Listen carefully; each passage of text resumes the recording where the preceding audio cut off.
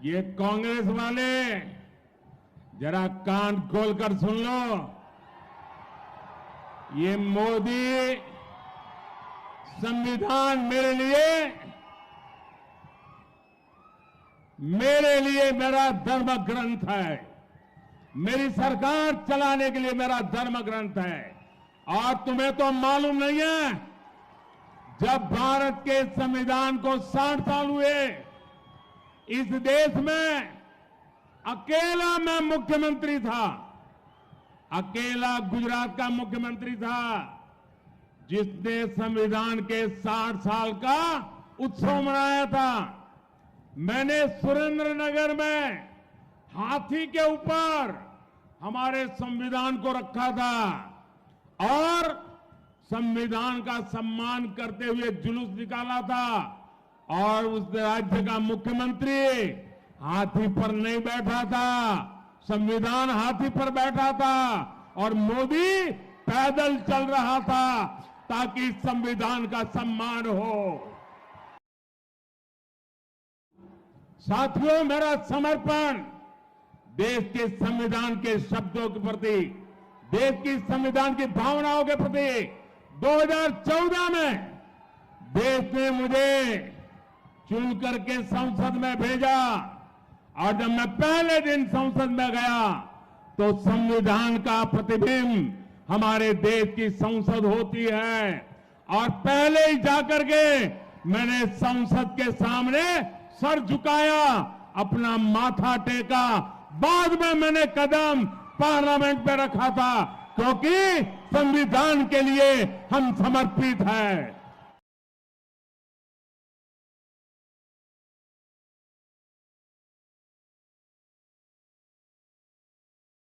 साथियों, एक कांग्रेस पार्टी को जन्म से ही ये हमारे संविधान के प्रति नफरत है।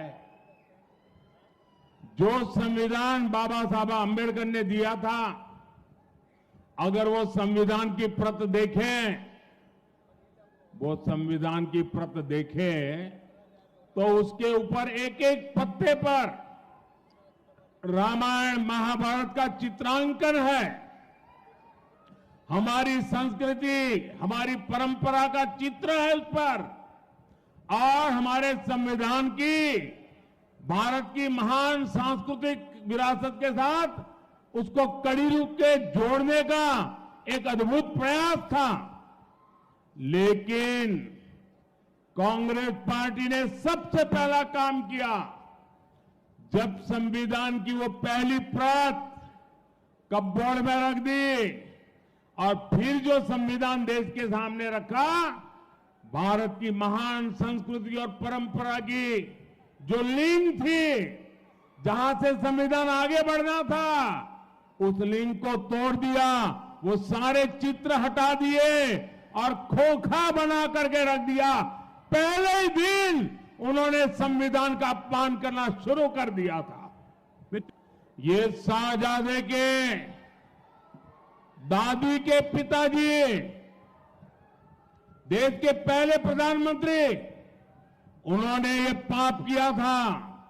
उसके बाद उनकी दादी की बारी आई। उनकी दादी ने संविधान को चूर चूर कर दिया, देश में आपातकाल लगाया, देश के लोकतंत्र को ताले में बंद कर दिया, देश के लाखों लोगों को जेलों में बंद कर दिया, अखबारों को ताले लगा दिए।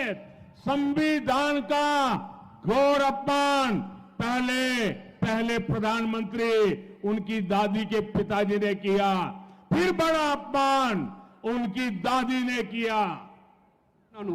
तीसरा पाप, इनके पिताजी जो प्रधानमंत्री थे शाहजादे के, उन्होंने एक ऐसा कानून लाने की कोशिश की।